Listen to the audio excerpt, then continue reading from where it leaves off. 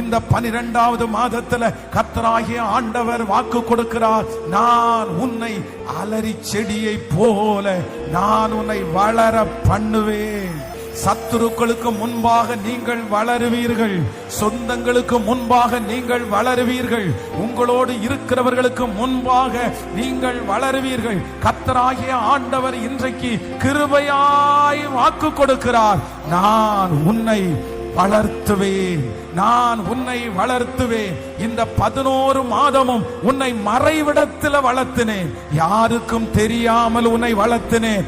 ஆனால் இந்த 12வது மாதம் அநேகர் காணும்படியாக, அநேகர் பிரமிக்கும்படியாக மறைந்திருந்த உன்னை நான் வெளியரங்கப்படுத்தி, மறைந்திருக்கிற உங்களையும் என்னையும் வெளியரங்கமாய் அநேகருடைய கண்ணு காண வளர்த்துவேன். மகனே, நான் உன்னை வளர்த்துவேன்.